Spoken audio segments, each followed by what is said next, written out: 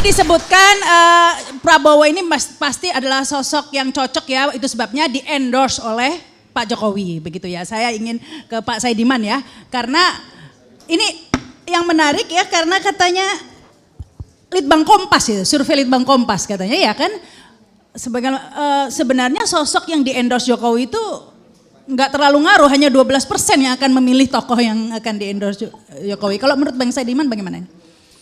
Iya, terima kasih pertama-tama. Saya ingin memulai dengan menyatakan bahwa pemilih kita ini adalah pemilih yang cukup cerdas sebetulnya ya. Dan itu dari waktu ke waktu semakin cerdas. Tadi misalnya kita ngomong soal politik, identitas dan seterusnya, itu sebetulnya masih ada muncul di masyarakat tetapi semakin lama semakin tidak relevan. Agak dekat dikit. Semakin lama semakin tidak relevan. Kemudian tadi kita bicara soal mengendorse. Kami juga menemukan di dalam survei-survei bahwa rasionalitas pemilih kita ini membuat mereka semakin independen. Mereka tidak tergantung kepada endorsement sebetulnya. Bahwa karakter pemilih kita misalnya ada sekelompok orang yang lebih cenderung memilih, ya lebih cenderung misalnya mereka yang puas terhadap kinerja pemerintah sekarang, mereka ada kecenderungan tertentu untuk memilih partai atau calon tertentu.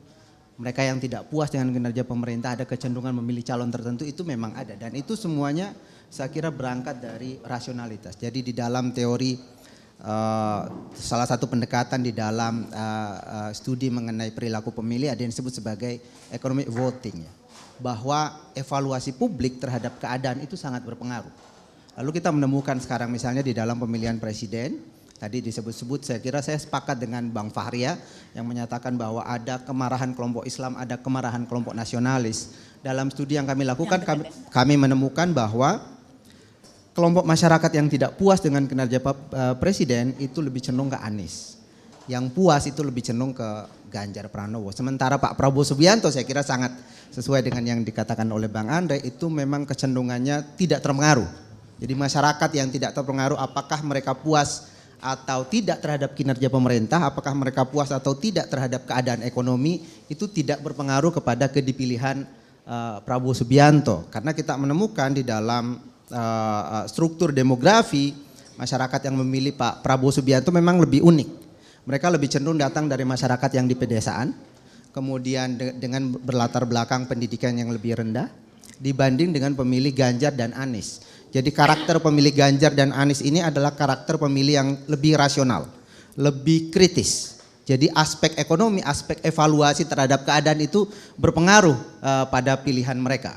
Jadi saya kira ini yang menjelaskan kenapa di dalam survei-survei kita cenderung menemukan bahwa ada peningkatan dukungan yang cukup signifikan terhadap Ganjar, juga terhadap Anies. Anies tidak sesignifikan Ganjar kenaikannya, tetapi mereka cenderung naik. Sementara Pak Prabowo itu cenderung stagnan ya dalam 2 tahun terakhir. Ini Pak Saidiman, ini sebelumnya dilanjutkan, saya ingin Pak Saidiman bisa komentari nggak fenomena survei-survei yang menempatkan Anies itu jeblok begitu. Kemudian Nasdemnya itu sampai nggak lolos parliamentary threshold gara-gara ngusung Anies. Ini ada komentar nggak itu?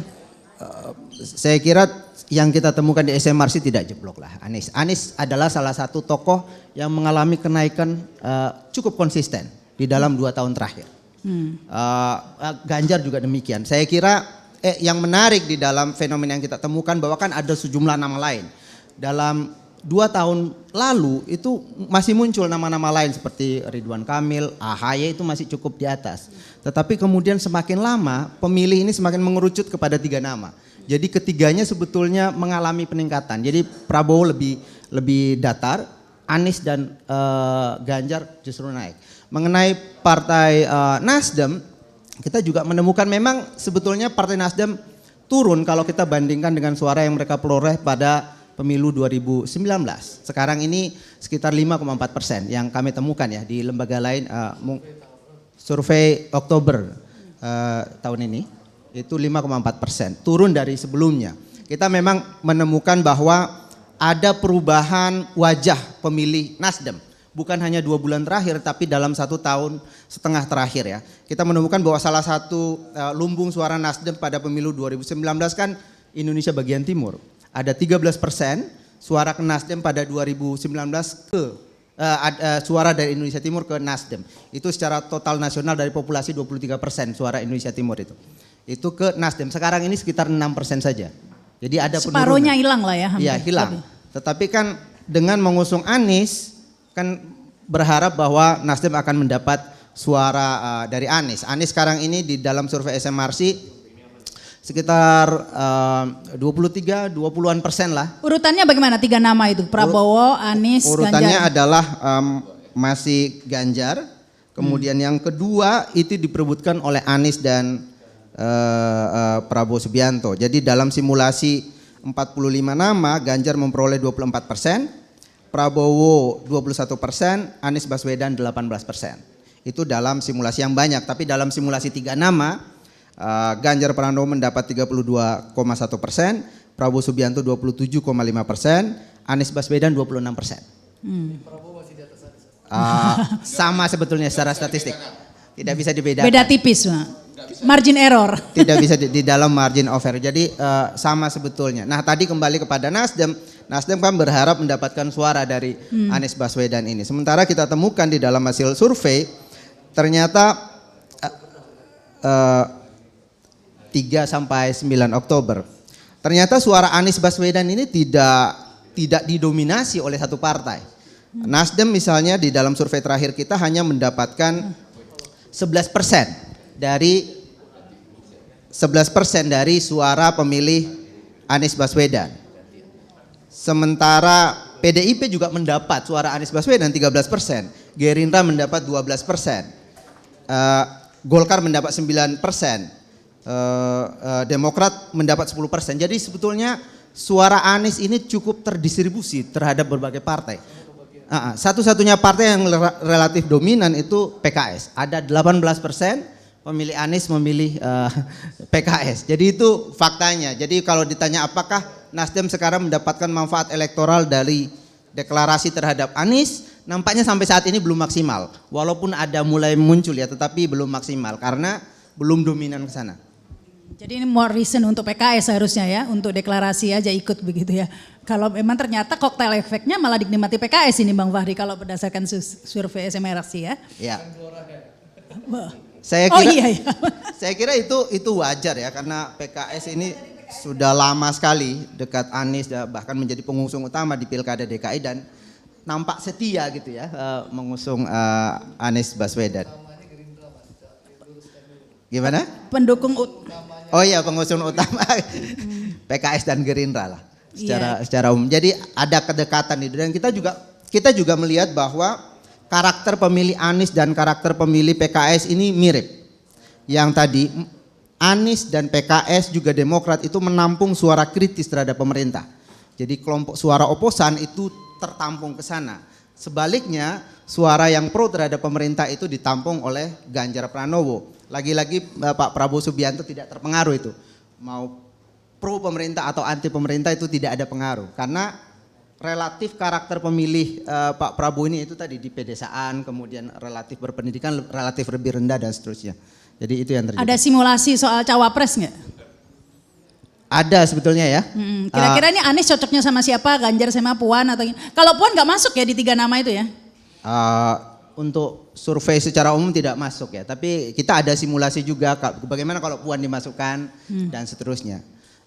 Secara umum kalau bicara tentang cawapres, itu ada sejumlah nama yang cukup populer. Saya sebetulnya melakukan semacam melihat ada 3 klaster lah untuk calon atau tokoh-tokoh potensial untuk menjadi cawapres ini. Yang pertama adalah mereka yang ketua-ketua partai. Bagaimanapun sistem politik kita menyatakan bahwa partai-partai politik yang mengajukan nama capres dan cawapres kan, karena itu mereka potensial untuk menjadi cawapres. Di sana ada Agus Harimurti Yudhoyono, ada Pak Airlangga Hartarto, ada Muhaimin Iskandar, Salim Segaf Al-Jufri, mungkin juga Puan Maharani. Yang kedua adalah mereka yang memiliki akseptabilitas tinggi. Di dalam survei kita, tokoh-tokoh yang tidak punya partai tapi memiliki tingkat penerimaan yang sangat tinggi. Yang pertama adalah Ridwan Kamil.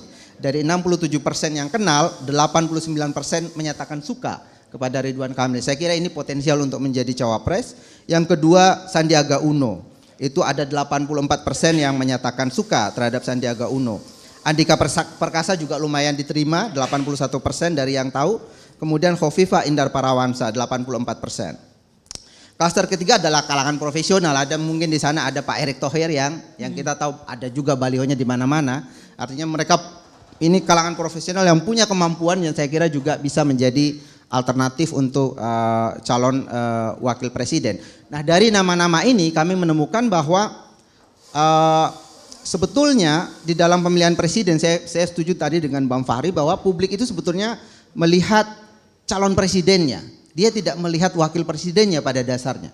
Calon wakil presiden itu menjadi penting kalau suara kandidat itu sangat ketat.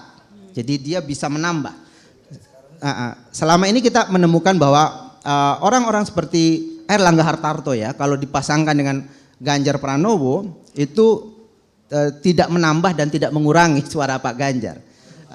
AHY juga demikian, misalnya kalau kita pasangkan dengan Anies Baswedan. Muhaimin kalau kita pasangkan dengan Prabowo Subianto, itu sebetulnya tidak menambah dan tidak mengurangi suara. Tetapi menjadi bermasalah misalnya kalau kita memasukkan nama Puan Maharani secara spesifik ya. Puan Maharani ini menarik karena dia dikenal 70%, tetapi disukai hanya 48% dari yang kenal. Jadi bandingkan tadi Ridwan Kamil yang disukai 89%. Jadi tingkat resistensinya sangat kuat. Kalau calon wakil presidennya Puan Maharani dipasangkan dengan siapapun itu bisa mengurangi suara pasangannya. Jadi itu yang bermasalah. Jadi kalau ditanyakan siapa calon wakil presiden yang potensial, saya kira nama-nama yang saya sebut tadi oke, sejauh dia tidak mengurangi suara dari pasangan yang akan didampinginya. Tapi khusus dengan Puan karena tingkat resistensi begitu tinggi itu bermasalah. Kalau ia dipasangkan dengan Jangan siapapun. gitu dong Pak Saidiman, ini kayaknya pernah dilempar kaos sama Mbak Puan ya. Kayak sentimen gini. Ya baik, tepuk tangan dulu untuk Pak Saidiman ya. Oke, saya juga perlu menanggapi sedikit ya. Saya kira teori tentang oligarki itu adalah teori yang sangat populer di kita, di FISIP UI misalnya itu sangat populer ya. Teori kritis memandang sesuatu itu selalu ada struktur di belakangnya, ada oligark misalnya di belakang. Teori ini dipopulerkan oleh orang seperti Fedi Hadis dan Jeffrey Winters. Dia mengatakan bahwa sistem berubah menjadi demokratis, tapi sebetulnya yang berkuasa masih orang-orang yang sama. Tetapi saya kira ada teori lain yang membantah itu sebetulnya, teori yang disebut sebagai teori pluralisme politik. Bahwa mungkin ada orang-orang kaya yang punya duit membeli sesuatu, tapi mereka ini tidak tunggal. Mereka ini adalah sekumpulan orang yang banyak gitu, pluralistik, poliarki. Misalnya fakta di mana tadi awalnya Partai Nasdem mengagendakan 10 November itu akan deklarasi capres dan tidak tercapai sampai sekarang, itu juga membuktikan bahwa ini tidak mudah juga. Walaupun kita dalam bayangan kita ada satu kekuatan ekonomi besar yang mengendalikan bahwa fakta mereka tidak ketemu, itu ada sesuatu yang lain. Jangan-jangan bukan teori oligarki yang penting, tetapi pluralisme politik. Ada banyak orang-orang yang punya sumber daya ekonomi yang bertarung dan mereka bertarung satu sama lain, mereka bisa saling menjatuhkan. Dan kalau kita baca Robert Dahl dari sana kemudian kesejahteraan publik mungkin bisa muncul dari sana, dari pertarungan para raksasa itu.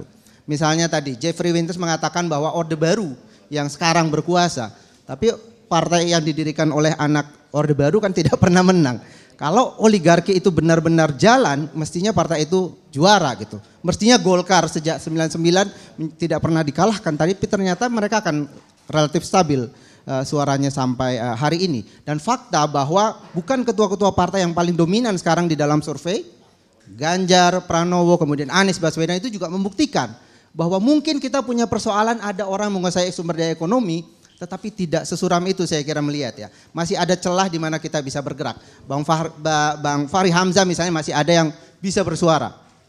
Civil society masih bisa bersuara. Media masih bisa bersuara walaupun ada orang-orang yang di atas. Kemudian yang kedua, saya juga ingin mengomentari soal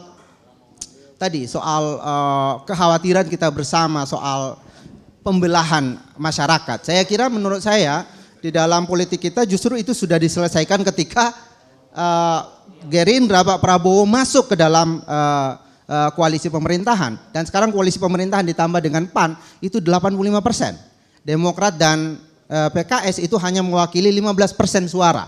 Jadi kemarahan terhadap pemerintah itu hanya diwakili oleh 2 partai dan itu hanya 15% suara. Satu sisi itu mengatasi persoalan Loh, itu kan elitnya, Pak. pembelahan. Bawahnya ya masih marah. Pembelahan. Elitnya kabur. Tetapi di sisi yang lain ini menjadi masalah. Suara kritis dari publik itu tidak terlalu diwakili di parlemen. Hanya aja 15%. Karena itu kemudian ada tadi undang-undang yang bisa diloloskan dengan cepat, Omnibus Law misalnya. Dan lain sebagainya, KPK, pelemahan KPK dan seterusnya, itu bisa dengan mudah. Karena tadi niatnya ingin mengatasi pembelahan tetapi kemudian menjadi satu koalisi yang sangat gemuk. Bahkan misalnya ada kekhawatiran 3 periode dan atau perpanjangan masa presiden itu bisa dilakukan oleh para elit. Tapi kita lagi-lagi ada celah, ada harapan. Harapan itu di mana? Pada publik. Publik saat ini tidak setuju dengan ide mengenai perpanjangan masa presiden dan ide mengenai 3 periode presiden. Itu tidak disetujui oleh publik karena itu kemudian itu menjadi tidak populer. Jadi saya ingin mengatakan bahwa di tengah kekhawatiran kita ini sebenarnya ada harapan. Harapan itu ada pada publik. Publik kita masih berpikir secara lebih baik dan ini yang harus kita jaga. Ruang di mana publik bisa bersuara itulah yang harus kita jaga. Forum-forum semacam ini menjadi sangat relevan untuk diadakan lebih. Jadi terus bersuara ya, jangan takut bersuara begitu ya.